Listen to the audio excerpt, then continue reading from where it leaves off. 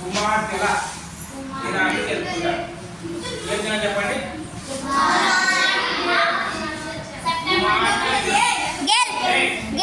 కుమార్తెల దినం. కుమార్తె అంటే ముఖ్యంగా ఇక్కడ ఇంకోటి రాస్తున్నాం, అమ్మాయి అసలు ఇంటికి వెళ్ళి కదా. కాబట్టి అమ్మాయిలు ఎవరైతే బాగా చదువుకుంటారో వాళ్ళు వాళ్ళ పిల్లలు కూడా బాగా చదువుకుంటారు. అర్థమైందా? మీ అమ్మలో చదువు రాలేదనుకోండి, వాళ్ళు ఏం చేస్తారు?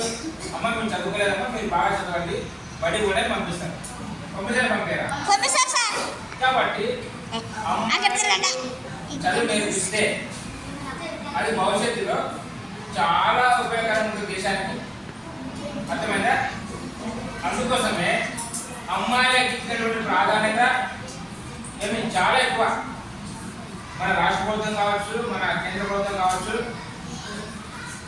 అమ్మాయిలకు ఇచ్చే ప్రాధాన్యత చాలా ఎక్కువ ఉంది. అందుకోసం అమ్మాయిలు బాగా చదువుతూ ప్రోత్సహిస్తుంది. ఎక్కడైనా 100 సీట్లు ఉన్నాయనుకో, 100 సీట్లలో 33 సీట్లు అమ్మాయిలకే. ఎన్ని సీట్లు చెప్పండి? 33 సీట్లు అమ్మాయిలకి కేటాయించింది. అవునా కదా?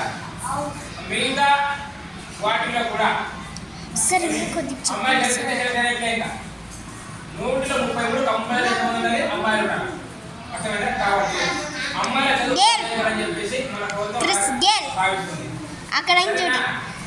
ఏమే కాబట్టి మనము నేర్చుకోవాలి. అమ్మాయిల గౌరవం కూడా అమ్మాయిలకు మన నేర్చుకోవాలి. ఇవన్నీ మనం నేర్చుకుంటే మన జీవితంలో ఇతరులు కూడా ఏం చేస్తాం? మంచిగా చూస్తాం, ఇతరులు మంచిగా ఉండాలని కోరుకుంటాం. సరేనా? సరే, అర్థమైందా? తర్వాత ఇప్పుడు మీరు ఎవరైనా అమ్మాయిల గురించి మాట్లాడాలంటే ఒక మాట కానీ 2 మాటలు చెప్పండి. సరే, ఏమి స్టాప్ చేయాలి?